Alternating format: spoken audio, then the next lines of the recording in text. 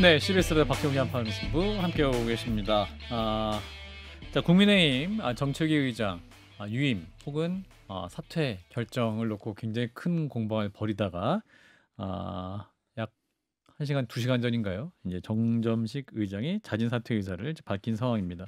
자, 이런 국민의힘 상황, 정부와 여당 간 갈등 상황 어떻게 보시는지 조원진 우리 공화당 대표와 말씀 나누겠습니다. 대표님 어서 오십시오. 반갑습니다. 두 분 의사 나눠주십시오. 안녕하세요. 반갑습니다. 일단 가장 핫한 이슈, 이제 점식 정책위 의장이 사퇴를 했습니다.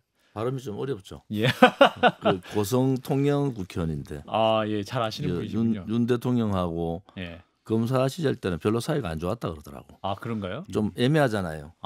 나이는 많고 기술은 미치고. 그리고 특수공안, 특수공안 아하. 이 경쟁 관계. 대립 경쟁. 검사들은 사실은 검사 뭐 하셨으니까 동일체 원칙해 가지고 이게 개파라는 게 별로 없어요. 딱 한 군데 예. 특수부만 있어. 특수부가 30명이 왔다 갔다 하는 거야. 그러니까 딱 사건 터지면은 지금까지 내공이 있는 특수부가 해야 됩니다. 이러면서 다른 데가 들어오지 못하고 하는 거예요. 굵직한 사건들 물론 특수부에서 해결도 많이 하지만은 예. 그게 윤석열 사단이다. 거기에 개파 없는 그 검찰에 윤석열 사단이 개파를 만들었다. 그래서 특수부가 딱 뭐 너무 잘 아시지만 특수부가 공안부하고 이렇게 분류되는 부분들도 특수부의 그 특권 의식들이 있는 데가 검찰이다. 지금 뭐 잘 나가는 사람들 다 특수부 출신이다. 이렇게 보시면 됩니다. 예, 근데 이제 그분이 이제 오늘 사퇴 의사를 밝혔는데 그런데 대통령과 예. 한 대표와의 갈등. 24일 날 당선자 축하하는데 그것도 뭐 이상하잖아요. 뭐 다 불러가지고 떨어진 사람은 뭐 위로하고 당선자 축하하고 그것도 이상한데 아무튼 했어요. 예. 그리고 일주일 있다가 31일 날 오전에 만났잖아요. 만났는데 뭐 사진도 없고 뭐 이런저런 얘기들이 많은데 네. 이거는 그 용산에서 한 대표한테 일방 통지를 했구나. 한 대표는 뭐라고 하겠어요. 2대1로 혹은 3대1로 얘기하는데 같이 앉아 3대1로 얘기할 때 고려해 보겠습니다 하고 갔는데 예. 당에 갔더니 무슨 소리 합니까? 그래가 오후에 다시 만났잖아요. 도저히 이거 뭐 설득이 안 된다. 제 추론은 뭐 오전에 만났다 오후에 만났다 이런 거는 그거는 아마 이제는 뭐 당에서 수용이 안 되니까 좀 사퇴시켜 달라. 뭐 그런 상황으로 정리가 된 것 같아요. 결국은 뭐 윤 대통령이나 용산이 예. 한 대표를 설득을 못하. 좋게 얘기하면 설득을 못한 거고. 나쁘게 얘기해 주세요. 나쁘게 얘기하면 내가 할 길 가겠다. 한동훈 대표가. 그런데 하나는 제가 이제 국회에 오래 있어보고 정책적으로 전략적으로만 해봤는 상황으로는 예. 윤 대통령의 이제 개혁 과제의 골든 타임은 한 대표 임기 기간이에요. 13개월. 예. 그 다음 지나고 나면 2년도 안 남아. 그러면은 개혁 과제라는 게 힘이 더 떨어져 보잖아요. 예. 그런데 이 개혁 과제의 핵심은 원내대표하고 정책의장이라고. 원래는 이제 사무총장 인선할 때 조율을 해요. 선거가 있을 때는 제일 중요하잖아요. 사무총장이. 살림을 감당하니까. 사무총장이 조직 살림 다 감당하니까 이제 사무총장 인선할 때 소위 용산이나 청와대 옛날 청와대하고 조율을 해서 사무총장을 누구 넣을 거냐를 가지고 되게 싸워요. 예. 근데 지금은 이 사무총장보다는 정책위 의장이 더 중요한 상황이 돼 버렸잖아요. 그래서 이제 친한 뭐 저는 그런 표현도 안 좋은 한동훈 대표 쪽에 생각하는 사람들이 너무 정치적으로 최고위원이 4대 5대 5대 4로 만들자. 이거는 굉장히 소화적 정치적 발상이다. 소화적 발상이다. 소화 정치적 발상이다. 그거를 좀 더 크게 보면은 한동훈 대표가 지금 뭐 이런저런 얘기를 하고 특검 얘기를 할 게 아니고 예. 제가 13개월 동안에 어쨌든 간에 개혁 과제를 윤석열 정부하고 손잡고 해나가겠습니다. 개혁 과제 아무것도 못하면은 윤 대통령 싸우는 것밖에 없어요. 앞만 봐도 제가 한동훈 대표가 할 수 있는 일이 개혁 과제에 올빵하지 않으면은 그냥 윤 대통령하고 각지고 싸우는 것밖에 없어요. 왜 이재명 대표가 되면은 한동훈하고 이렇게 같이 얼굴을 잘 안 붙입니다. 겸상 안 합니까? 겸상을 차별화 시키죠. 왜 당신하고 내하고 하냐.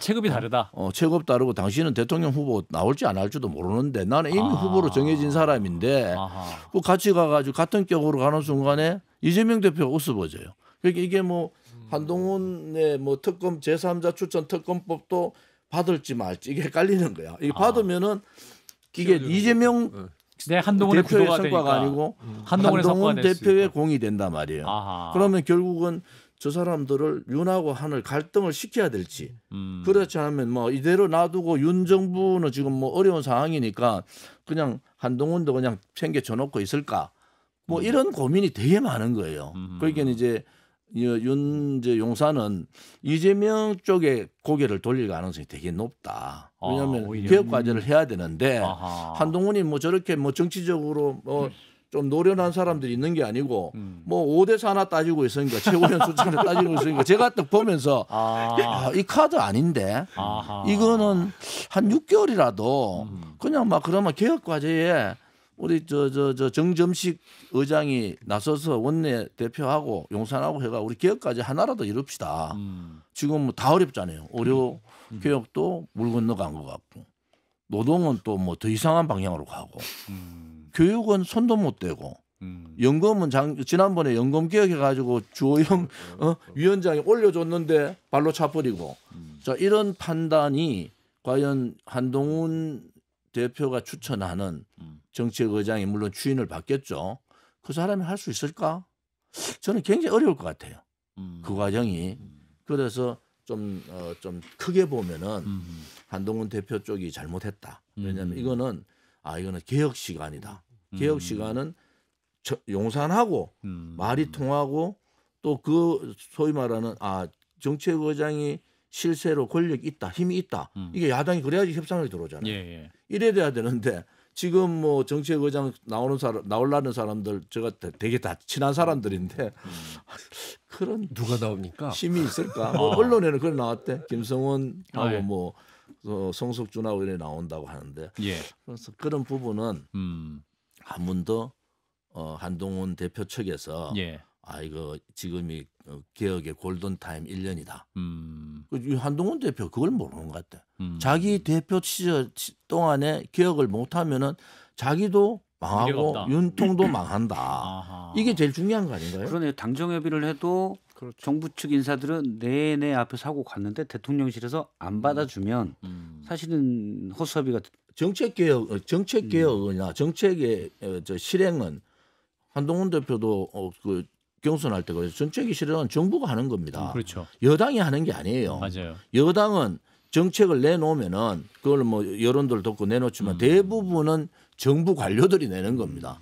그게 이번엔 녹색 정부니까 녹색 정책을 좀 꺼내자. 이번엔 빨간 정부는 빨간 정책 그냥 캐비넷에서 꺼내가지고 그걸 이제 만들어가 내는데 그런 부분에 있어서는 이게 너무 서툴다.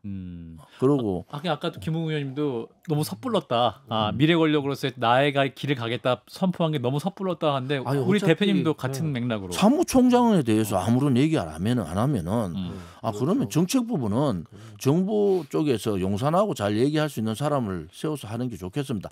딱 요 사람들은 또 그 옆에 있는 사람들 있잖아요. 내 이름은 얘기하지. 또 그 사람들의 논리야. 야 이게 4대 5인데 5대 4 안 되면 어떡하지? 그런 논리를 가지고는 이 거대 야당 이재명의 1인 체제의 야당과 대처하기는 좀 힘들다. 그 정도 정치력을 가지고는 저는 그래 보는 거죠. 김웅 의원님. 저도 지금 말씀하시는 게 정확하다고 지금 보고 있는 게 이 자리 가지고 지금 벌써부터 이렇게 깃발을 들 일이 아니에요. 이만한 일은 절대 아니고 그리고 그 한동훈 대표가 저는 그 전에 뭐 비례가 됐든 어떻게 됐든 무조건 국회를 들어가야 된다라고 그 개인적으로 그쪽으로 조언을 해줬어요. 왜냐하면 지금 이것도 지금 우리 대표님이 이야기하신 거고 정확한데 여당의 이게 당 대표라고 이야기를 하고 있지만 여당의 당 대표 같은 경우는 사실 두 가지로 가지고 움직이는 겁니다. 하나는 그 당이 의원들이죠. 그게 있고 또 한 축이 결국은 지금 정부거든요. 근데 이 정부하고 지금 이게 제대로 운영이 될 것이냐, 이게 합이 맞아질 것이냐, 이게 이렇게 나가기 시작하면은 그 방금 말씀하신 것처럼 최고위원 회의에서 말빨로 이겼어라고만 되지만 실제로 정부하고 손을 안 맞춰서 가면 여당은 아무 의미가 없어요. 그런데 그런 것들까지도 과연 고민하고 왔나? 이 작은 자리 하나 가지고 지금 말씀하신 것처럼 사무총장이 사실은 당의 살림을 다 좌지우지하는 거예요.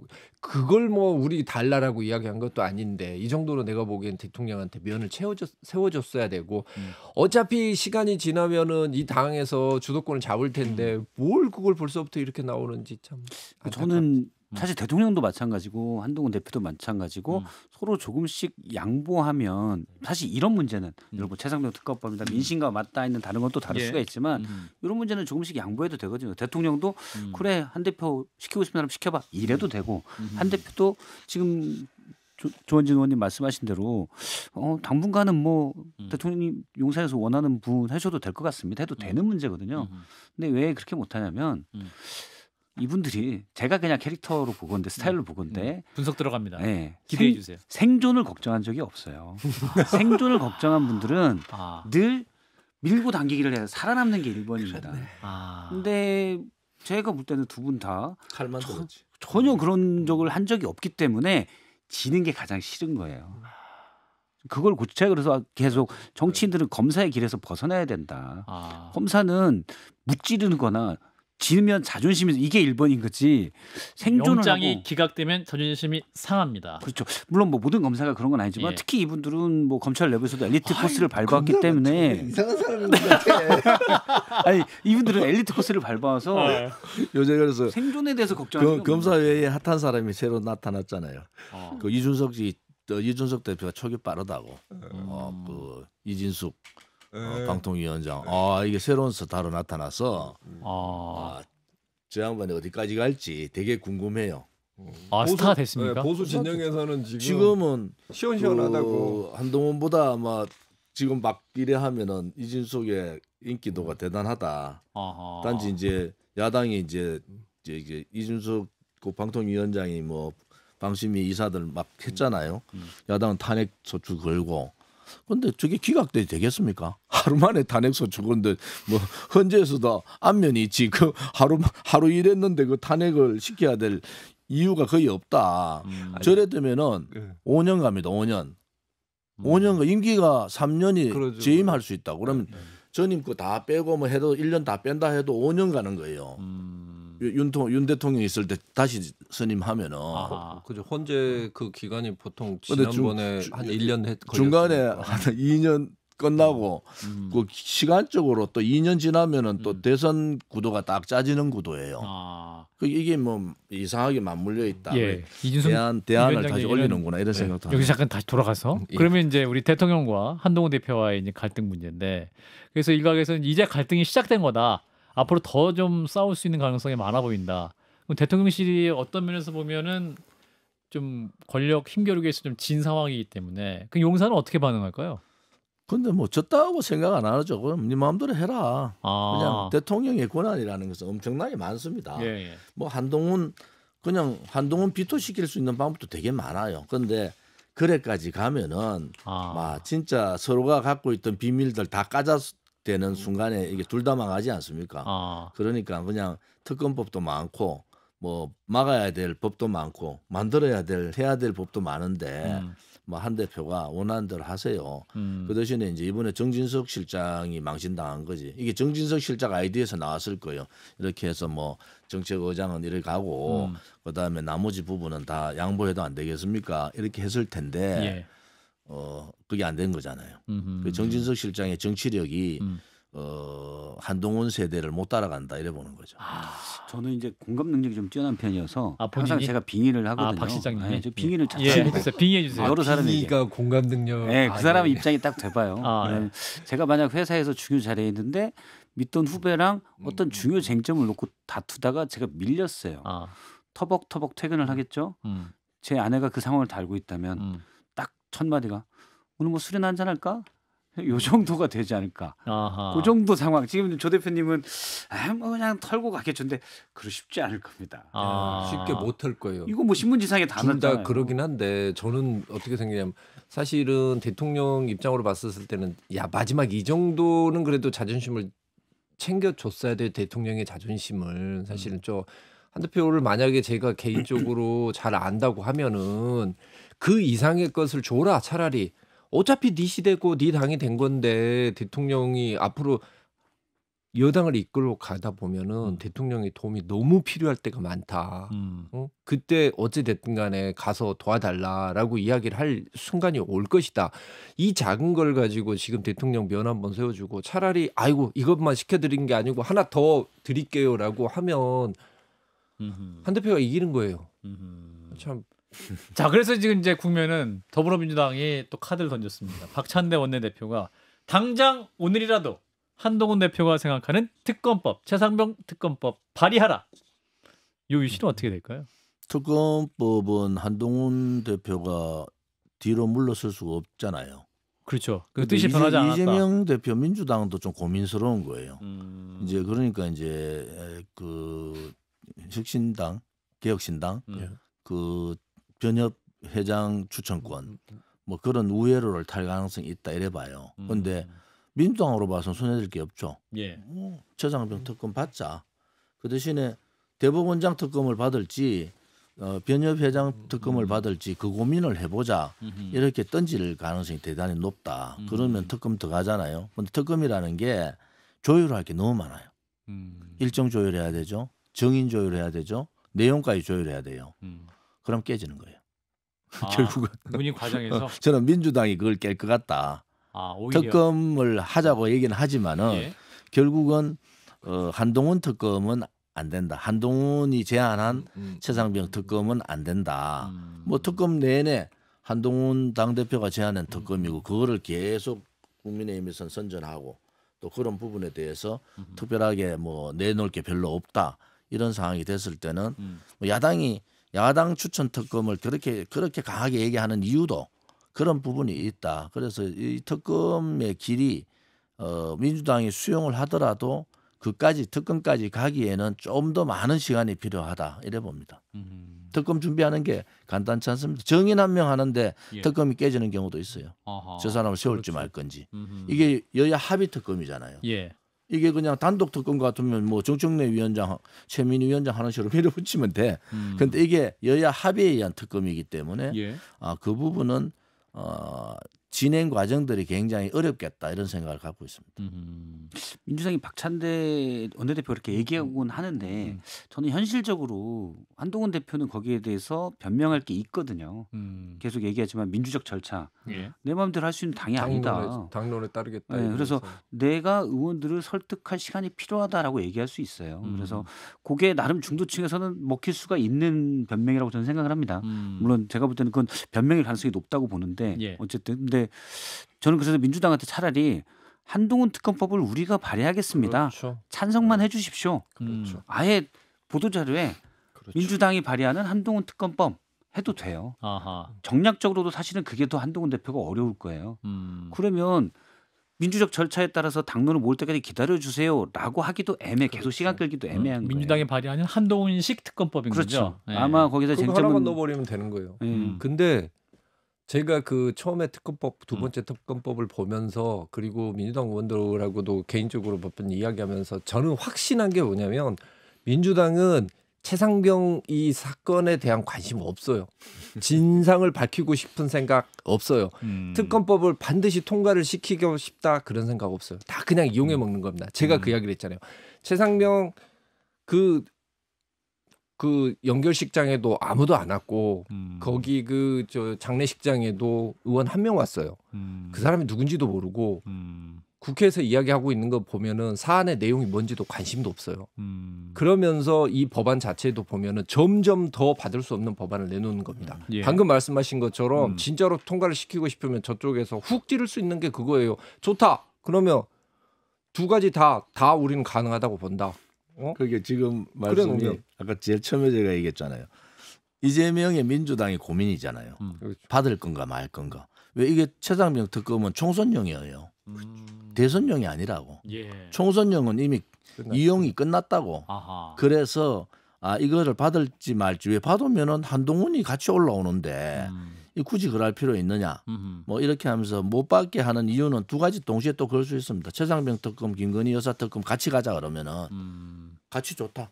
대법원장이 추천하는 사람으로 같이 가자 이렇게 내걸 수도 있어요. 이거 못 받잖아요. 거기는 민주당으로 봐서는 예. 이제 대강 총선에서 우리 다 이겼고 최장병 특검을 해서 한동훈과 윤 대통령의 갈등 구도를 더 만들어 가서 우리한테 유리할 건가? 우리라는 표현은 딱 이재명 대표한테 유리할 건가 말 건가에 포커스가 맞춰져 있단 말이야. 그래서 이 특검은 중간에 어떤 이유든지 간에 깨겠다. 민주당이 깨든 국민의힘 아까 말씀드린 대로 국민의힘이 뭐 동의 안 합니다라고 깨든 뭐 그렇게 깨질 가능성이 높다 이래 보는 거죠. 근데 저도 민주당 쪽 분위기를 보면 그 안에서도 뭐가 뭔지 잘 모르고 있는 것 같아요. 몰라요. 아 그래요. 그러니까 관심도 일부에서는 없고. 그러니까 일부에서는 앞서 제가 말씀드린 대로 한동훈 대표 특검이라도 받아서 한동훈식 특검이라도 받아서 가야 된다라는 의견도 있고 그래서 특검 자체가 일단 실행이 되는 게 중요하다는 의견도 있고 근데 우리가 왜 한동훈 대표가 추천한 걸 받아야 돼? 라고 얘기하는 것도 있어요. 그러니까 맨 위에서 전략적으로 자 1열은 어떻게 하고 2열은 어떻게 하고 요런 게 아닙니다. 대부분 뭐 당이나 정부가 그럴 것 같지만 중구난방이에요. 생각보다 전략적이지 않고 체계가 없다. 웬만한 기업보다도 제가 볼 땐 그렇게 잘 안 됩니다. 서로 눈치 보는 거예요. 우리 당의 진정한 뜻이 뭐지? 그래서 그 상황에 따라서 맞춰서 얘기한다는 느낌은 저는 사실 제가 틀릴 수도 있는데 그런 느낌을 좀 많이 받았어요. 여러 명이 의견이 좀 다릅니다. 맞는 말씀인데 저는 뭐 개인적으로는 최상병 특검, 김건희 여사 특검 다 해야 된다. 추천인은 야당이 추천하는 건 좀 안 맞아요. 이게 합의를 하려면. 예. 그래서 그 외에 대법원장이나 변협회장이 추천하는 식으로 해서 틀고 가야 된다. 이것을 특검 요구했다가 또 싸우다가 또 안 되다가 법원하고 똑같이 이런 구도가 3년 가면은 이게 나라가 망하는 거죠. 뭐 이게 뭐 이재명이 망한다, 윤 대통령이 망한다, 한동훈이 망한다 이 차원이 아니고 나라가 망해 본다니까. 그래서 어쨌든 틀고 가라. 그 트는 역할을 한동훈이 대표가 할 수 있으면은 그 또한 대단히 큰 일을 한 거다. 이래 보는 거죠. 자, 그래서 김건희 여사 특검법 말씀하셨는데 지금 이제 정부에서 제2부속실 설치 지금 검토하고 착수에 들어갔지 않습니까? 그러면 이제 김건희 여사를 돕는 이제 부속실 실장이 생기면 관련 논란 좀 줄어도 있을까요? 제2부속실은 뭐 생기는 게 맞죠. 예. 처음에 뭐 스태핑 하는 식으로 제2부속실도 없애고 뭐 용산으로 옮기고 뭐 복잡한 문제를 많이 해놨는데 민정수석실도 처음에 없었고 제2부속실을 만드는 게 맞다. 그 만들어도 김건희 여사가 지금 여러 가지 상황들을 봤을 때 선언을 해야죠. 이제 제가 국민들한테 약속드린 사과드린 내조만 하겠습니다. 제2부속실의 그 범주 안에 공적인 범주 안에 들어가잖아요 이제. 예. 그러니까 공적인 범주 내에서 뭐 할 수 있는 일을 하겠다. 또 뭐 손잡고 해외국 안 나가셔도 많이 나가셨어요. 이제는 제2부속실 만들면서 좀 이제 내려놓으셔라. 그래야지 윤 대통령도 내공 발휘를 할 수가 있어요. 모든 문제가 김건희 여사 얘기 나오는 순간에 한동훈한테도 말을 못 하잖아요. 이게 무슨 나라가 이래요. 25년 동안 부하면서 동생같이 지내던 사람한테도 말을 못하는 상황이 그래서 김건희 여사께서 본인 의도는 아니지만은 그렇게 인식이 되면은 이번에 제2부속실 저는 만드는 거 그러면서 김건희 여사의 생각도 좀 전환할 필요가 있다. 근데 조 대표님이 이렇게 좋은 조언을 해주셨는데 김건희 여사 그렇게 할 것 같으세요? 뭐 안 하면 다 죽게 생겼는데 이런 거잖아요. 제2의 내조 선언. 내 신랑이 야 이건 좀 뭐 나한테도 형수님하고 형님하고 뭐 이래 따르던 사람이 우리 신랑한테 저렇게 반기를 들었어. 야 이게 뭐 누구 원인이지? 나구나.